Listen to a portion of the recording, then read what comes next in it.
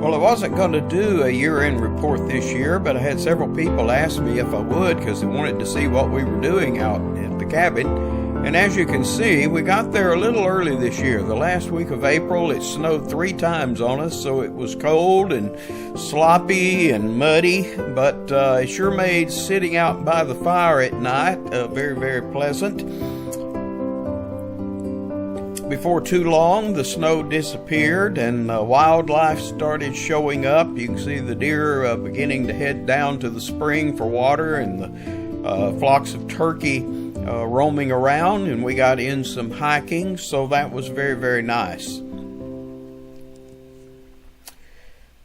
One of the big projects this year was trying to chink the cabin, and here you can get an idea of what we had to work with. These old logs are about 120 years old, and they'd been in this spot for 90 years, and the original chinking was being torn away, and you can see here where we've got to fill in cracks and so forth.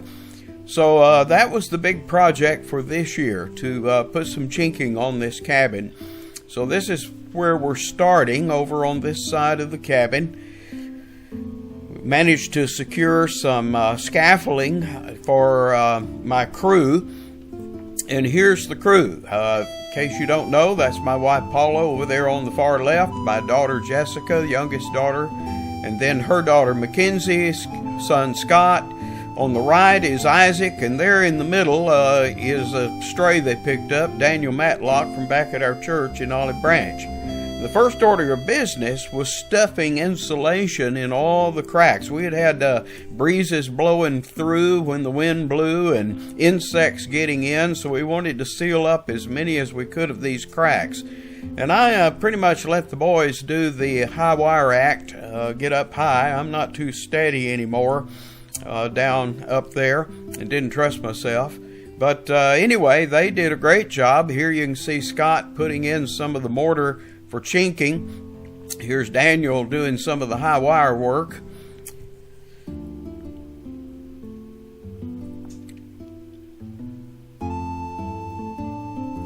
Here's Daniel spraying some sealant and stain on the cabin, as well as Scott here filling in some areas. We had a pretty good system going. Mackenzie was our mortar girl, and Isaac was our water boy, and their job was to keep the other boys in business.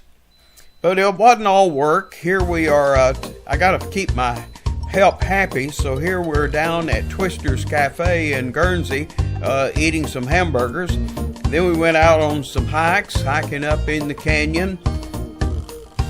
Here's Isaac showing us something he found. There were some petrified shells in this rock strata, and that's common on our place. Notice the snake guards on everybody's lower legs.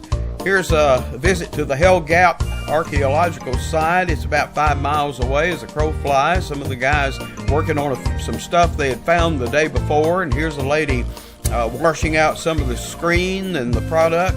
And here you see a bunch of grad students sitting and scraping in the dirt. You begin to realize archaeology may not be that exciting. We did a visit over to Sunrise, the old mine there. The owner, John Boyd, took us on a tour. We had a great time looking around. This is only about a mile away from the ranch as the crow flies over the hill behind us. Here's the big glory hole there at the mine. It's now filled in with water. And then the Rotz boys, Lucas and Lincoln, took our crew on a float trip down the North Platte River that flows through Guernsey. And the water was up, as you can see, and they took off down the river. It's about an hour down to the place where we can pick them up.